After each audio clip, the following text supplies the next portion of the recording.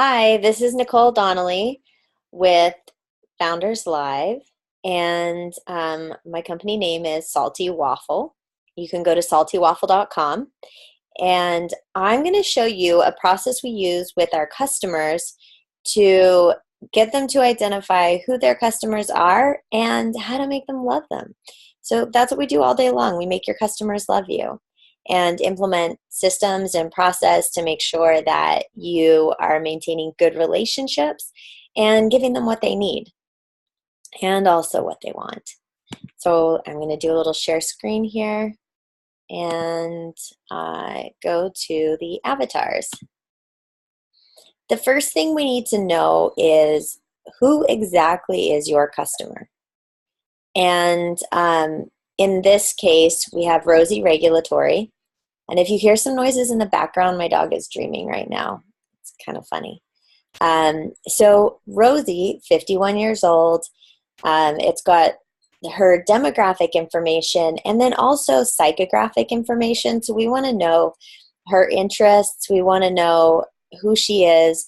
And we do this by going on to people's actual customers' Facebook profiles and LinkedIn profiles, Pinterest, Instagram, and we find all the information that we can about them, and then we concisely summarize this person, including testimonials of what other people would think about this person. And the testimonials are kind of what they want to be thought about, have other people think about them too.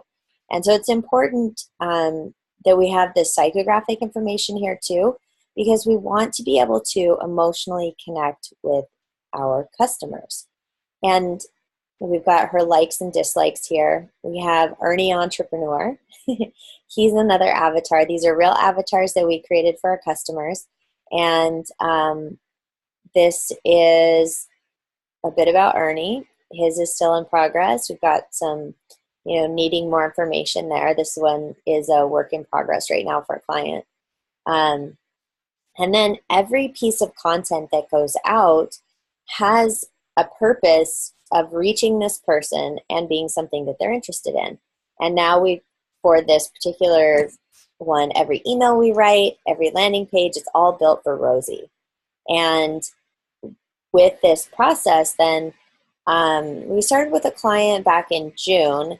We did the avatar process, and by July, we were producing content that had more interaction in their first couple weeks than anything in the prior 2 years, because we were writing it specifically for this customer. And then, let's see, I'm going to take you to this information is on the Salty Waffle blog.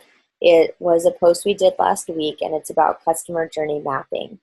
And we write in here a little bit about the process if you want to go back to it at some point. We create a customer journey map. So now that we know who our people are, we also take into consideration how they learn about the brand.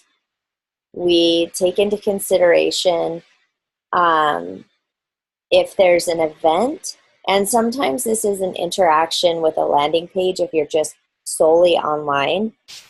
Consideration to purchase. There are actually landing pages that are checkout specific landing pages to get your customers to convert at a higher rate. So if you notice you have shopping cart abandonment issues, then you want to make sure that your customer knows exactly why they should buy what you have to sell, and you might need to create a landing page in your shopping cart, which is really cool that you can do that. We use lead pages for that. And the transaction, you want it to be smooth. If it's an online purchase, it's easy. This one is a little bit more complicated. The transaction process, there's more documentation. So we really needed to pick that apart. And then with the nurture, everybody needs to be nurtured after they buy from you, because you want them to refer you, and you also want them to, if you have an item that can be repurchased, you want them to buy again. So then we break it down into tactics in each area. Maybe it's pretty small. I hope you can see this.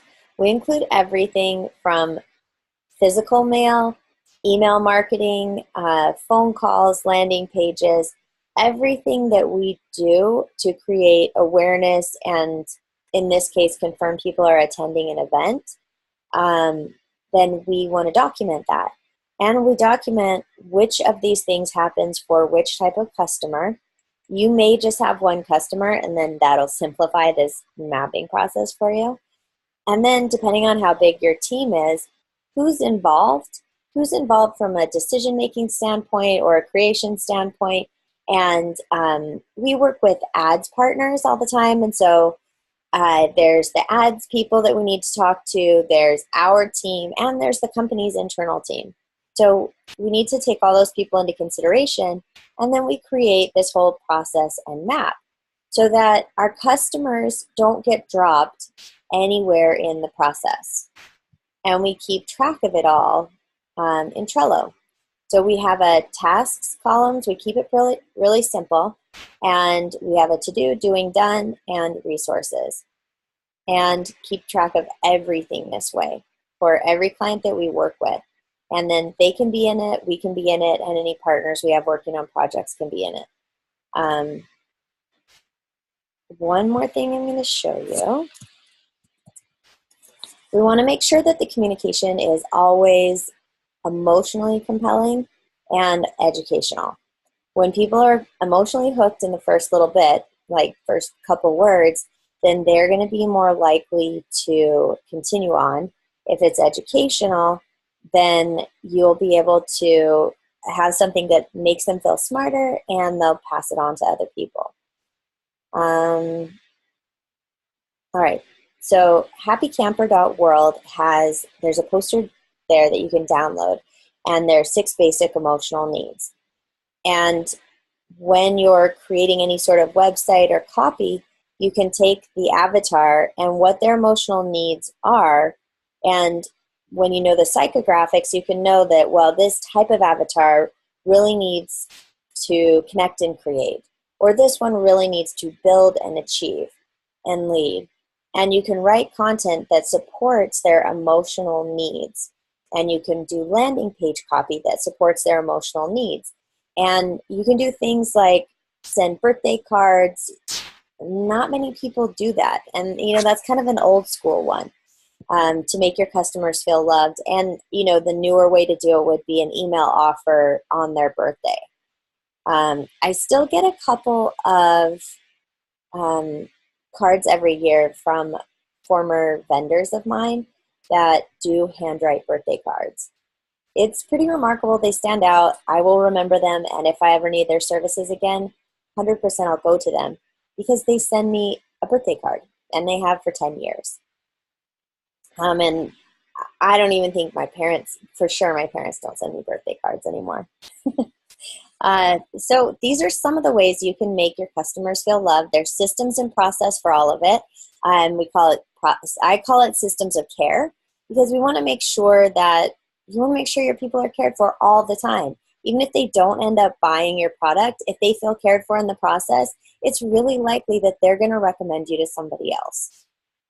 So I guess that's it for now. I'll see you on the chat in just a minute.